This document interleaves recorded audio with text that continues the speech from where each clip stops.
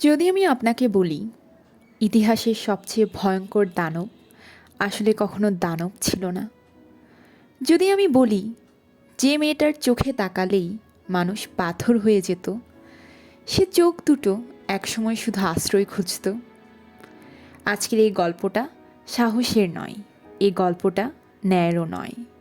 আজকের এই গল্পটা একটু ভিন্নধর্মী, কেননা এই গল্পটা অন্যায়ের। মেডুসা ছিল একজন মানুষ, রক্ত মাংসের অনুভূতির। সে ছিল অ্যাথেনার মন্দিরের সেবিকা। তার জীবন ছিল নিয়মে বাঁধা, ভালোবাসা নিষিদ্ধ, স্বপ্ন নিষিদ্ধ।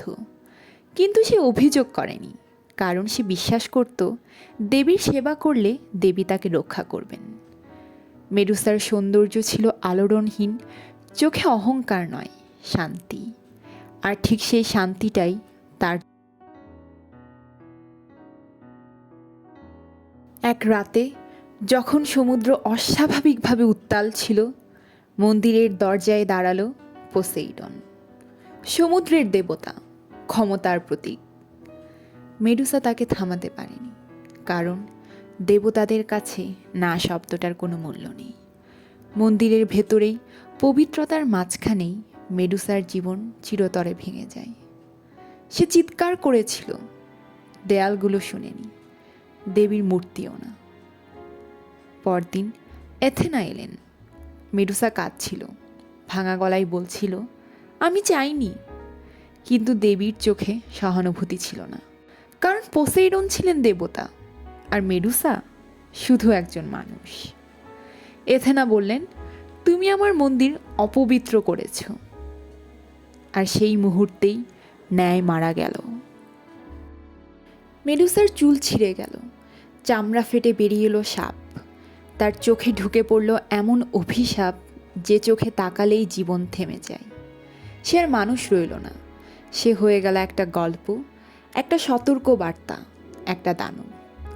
একাকিত্ব ও অপরাধ বোধে মেডুসা পালিয়ে গেল দূরের এক দ্বীপে। সে কাউকে ছুঁতে পারেনি, কারণ ছোঁয়া মানেই মৃত্যু। প্রতিটি মানুষ যে ভুল করে তার দিকে তাকিয়েছে পাথর হয়ে গেছে। আর প্রতিবার মেডুসার বুকের ভেতর আরেকটা মৃত্যু জমা হয়েছে। দানবেরা কাঁদে না, মানুষ কাঁদে। তাই তো মেডুসা কাঁদত, অন্ধকারে, নিঃশব্দে। এমন সময় দূরে এক রাজ্যে জন্ম নিল এক ছেলে, পার্সিয়াস। সে শুনে বড় হয়েছে মেডুসার গল্প, শুনেছে দানব, অভিশাপ, ভয়। কেউ তাকে বলেনি সে একসময় মানুষ ছিল।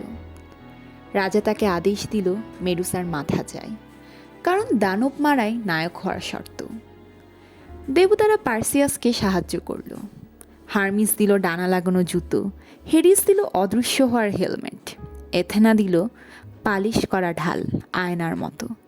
কেউ একবারও বলল না তুমি যাকে মারতে যাচ্ছ সে কেন এমন হলো। পার্সিয়াস যখন দ্বীপে পৌঁছালো, সে দেখল চারপাশে পাথরের মানুষ, ভয়ে জমে যাওয়া মুখ, অপূর্ণ চিৎকার। এক মুহূর্তের জন্য তার হাত কাঁপল, কিন্তু সে নিজেকে মনে করিয়ে দিল এটা দানব। মেডুসা ঘুমাচ্ছিল, ঘুমে সে আবার মানুষ ছিল। চুল ছিল স্বাভাবিক, চোখে ভয় ছিল না। পার্সিয়াস ঢালের প্রতিচ্ছবিতে তাকে দেখালো।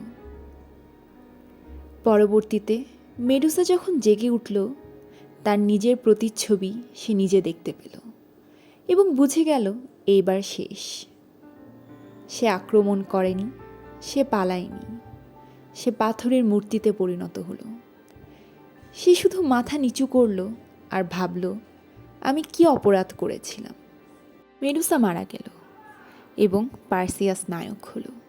দেবতারা চুপ রইল, কিন্তু প্রশ্নটা রয়ে গেল, যদি মেডুসা দানব হয় তাহলে দেবতারা কি? ইতিহাস সবসময় নায়কদের গল্প বলে, কিন্তু কখনো কখনো দানবের গল্পটাই সবচেয়ে মানবিক হয়। মেডুসা দানব ছিল না, সে ছিল আমাদেরই মতো মানুষ, যাকে কেউ বাঁচায়নি।